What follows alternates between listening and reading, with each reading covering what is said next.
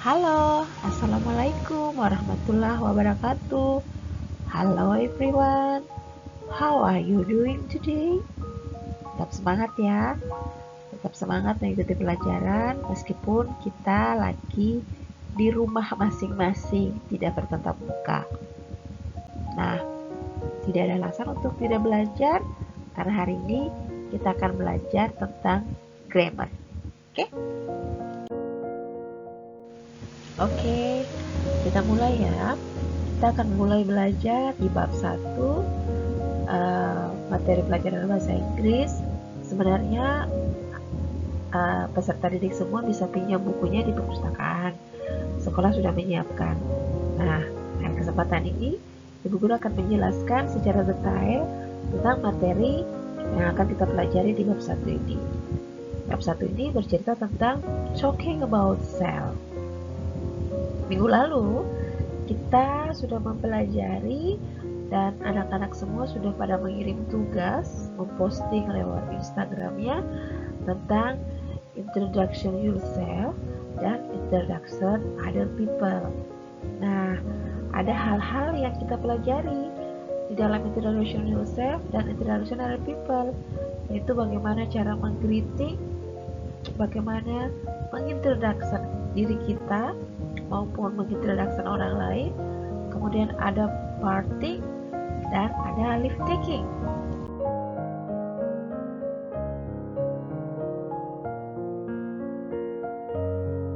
Nah, cuman Ibu Guru mau menjelaskan sedikit tentang istilah parting. Mungkin ada anak-anak yang sudah pada tahu, tapi mungkin ada juga ada anak-anak yang belum mengerti apa sih sebenarnya parting itu. Parting itu adalah kalimat atau ekspresi yang kita ucapkan sebelum kita mengakhiri percakapan. Itu biasanya disebut dengan basa-basi. Ada dalam sumber lain mengatakan bahwa parting itu sama dengan leave taking. Tetapi parting itu, kalau Ibu Guru bisa identifikasi, dia lebih kepada kata atau ekspresi yang kita ucapkan sebelum mengakhiri percakapan. Contoh biasanya I have to go now, gitu. Atau biasanya juga I'm sorry, my mother asked me to buy tomato, so I have go to the market now. Jadi kalau kita ke bahasa Indonesianya, biasanya kita ngomong gini, maaf ya, saya harus pergi sekarang. Terus kita tambah dengan kata bye bye, see you tomorrow. Nah, itu dibilang leave taking. Nah, atau bilang sorry ya, mamaku dia suruh saya ini ke pasar, jadi saya harus ke pasar sekarang untuk beli tomat, gitu. Jadi parting itu adalah ekspresi yang kita ucapkan sebelum kita mengakhiri percakapan. Oke, itu tadi sekilas materi yang kita pelajari minggu lalu. Nah, sekarang kita pindah ke grammar review-nya. Kita akan belajar tentang pronouns. Jadi kalau Ibu Guru bisa jelaskan, pronoun in self-introduction and also in others communication activity, pronouns are frequently used to prevent unimportant repetition. Pronoun is a verb that takes the place of a noun, such as I, you, me, it, they, we, she, him, or us. Atau secara sederhananya, pronoun itu adalah kata ganti dalam bahasa Indonesia. Nanti kita lihat seperti apa sih pronoun itu.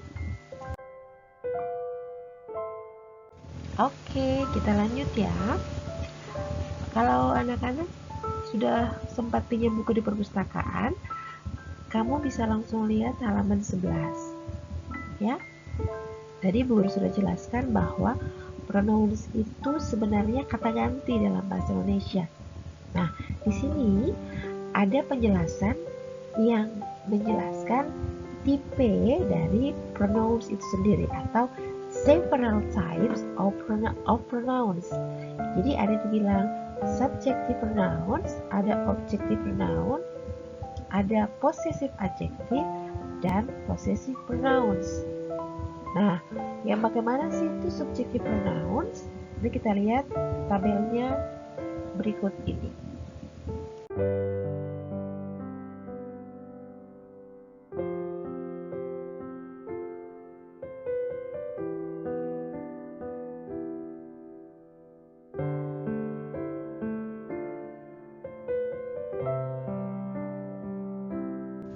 Nah, ini dia.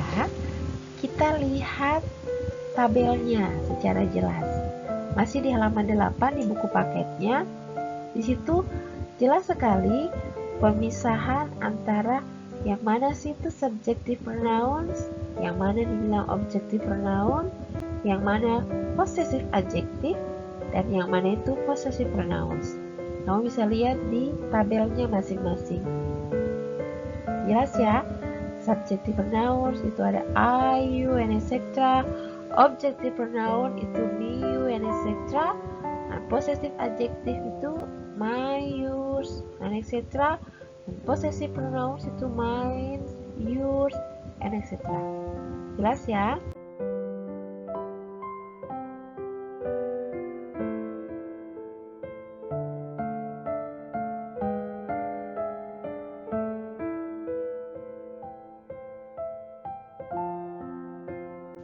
Nah, sekarang kita akan membuat semuanya lebih jelas. Satu persatu dibahas mulai dari subjective pronouns. Subjective pronouns itu biasanya dia berada sebagai subjek dalam sebuah kalimat.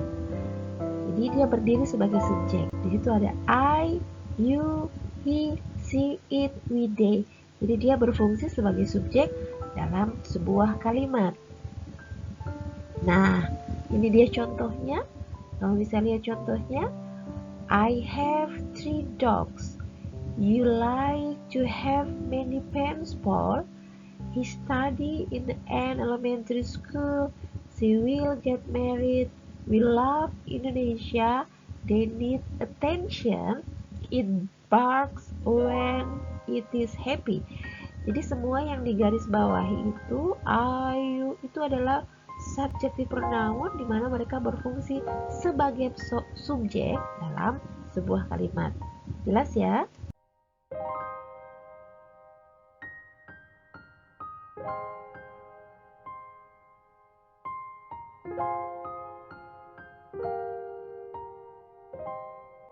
Oke, berikutnya adalah objective pronouns. Jadi kalau tadi subjective pronoun berfungsi sebagai subjeknya kalimat, yang ini kebalikannya. Dia berfungsi sebagai objeknya kalimat. Ada me, us, him, them, her, you, it. Kita lihat contohnya. I know Caroline. She introduced me to you via email. Jadi, I know Caroline. She introduced me to you via email. Jadi proses objective pronouns-nya itu semua yang digarisbawahi di setiap kalimat. Kenapa? Dia berada di menerangkan subjeknya, ya. Jadi fungsi sebuah objek kan itu menerangkan subjek. Jadi di situ objective pronouns dia juga menerangkan dari subjek di belakang, maka dia berfungsi sebagai objek dari sebuah sentences. Gimana? Jelas ya?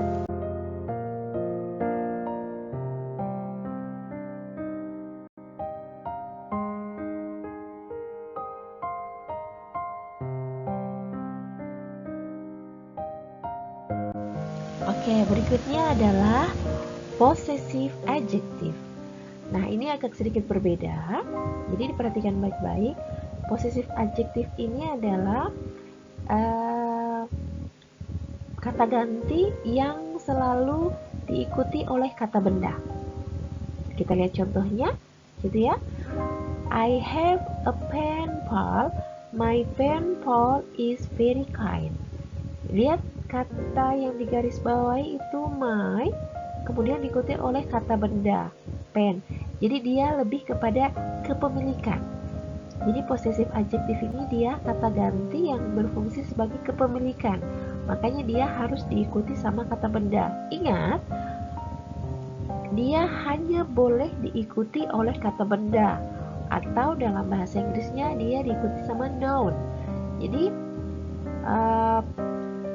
pronouns my, your, her, his, our, their, is yang berfungsi sebagai possessive adjective, dia itu hanya boleh diikuti oleh kata benda. Jadi menerangkan kepemilikan dari sebuah benda. Gimana? Jelas ya?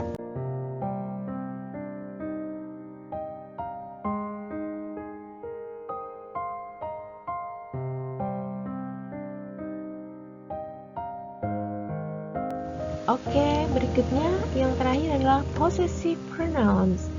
Jadi kalau possessive pronouns itu dia selalu berada di ujung kalimat, tapi tidak boleh diikuti sama kata benda. Juga berfungsi menerangkan kepemilikan, tetapi bedanya dia tidak diikuti oleh kata benda. Kita lihat contohnya ya. This is my book. This book is mine. Jadi kata mine di situ, lihat, perhatikan dulu semua kata yang digaris bawahi, yang ibu guru garis bawahi, atau kamu bisa perhatikan di buku paketnya halaman 13. Di garis bawahi kata mine di situ itu merupakan penjelasan dari kepemilikan buku seseorang. Jadi tanpa orang diikuti oleh kata benda, jadi orang ketika kita menyebutkan this mine itu sudah menerangkan bahwa itu milik saya. Begitu sama dengan yours, tanpa diikuti oleh kata benda apapun, itu sudah menerangkan bahwa itu kepemilikannya dia. Jadi possessive pronouns itu letaknya ada di ujung sekali kalimat dan fungsinya untuk menjelaskan kepemilikan benda dan tidak diikuti oleh kata benda, gitu ya. Dan sebagai tambahan dia itu menerangkan dari subjek di depannya, ya, kepemilikan. Jadi kalau saya bilang this is my book, maka this book is mine, itu maksudnya mine itu menerangkan kepemilikan dari my, subjek di depannya, ya. Oke. Itu semua penjelasan hari ini tentang pronouns, grammar review, bagian dari bab 1, chapter 1, talking about yourself, yang membahas tentang pronouns. Nah, setelah nonton video ini, jangan tidur dulu. Jangan buru-buru ambil HP-nya, terus ke kamar, terus tidur, karena kamu masih punya assignment, tugas. Jadi tugasnya kamu lihat di akhir video. Jangan tidur dulu ya. Oke, next, tugas. Assignment, your exercise. Steady? Nah, ini dia tugas. Kamu akan mengisi kata-kata yang ibu guru kosong-kosongkan ini, atau fill in the blank spaces. Jadi isi kata-kata ini. Nah, atau kalau kamu pegang buku paketnya, kamu bisa buka di halaman 15. Di situ ada 8 nomor, ya. Kamu bisa selesaikan pekerjaannya. Kamu tinggal isi, dipilih jawabannya, yang optionnya ada yang dalam grup itu, ya. Kemudian hasil pekerjaannya itu ditulis di buku dan dikirim di WhatsApp-nya ibu guru. Oke?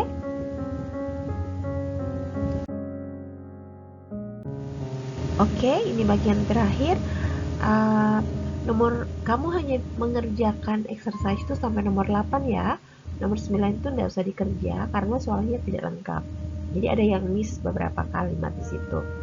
Oke? Saya tunggu tugasnya. Perhatikan, nonton videonya dengan seksama. Kalau ada yang kurang dimengerti, silahkan komen di bawah ini ya. Kalau kamu butuh referensi tambahan, silahkan dicari referensi tambahan. Sekarang banyak, kamu bisa buka YouTube channel, kamu bisa cari buku sumber lain ya. Harapan Ibu Guru, kamu tetap terus semangat, jangan malas-malasan meskipun kita sekarang dalam proses belajar daring ya. Ibu Guru tunggu tugasnya. Good luck guys, jangan lupa tugasnya dikumpul loh.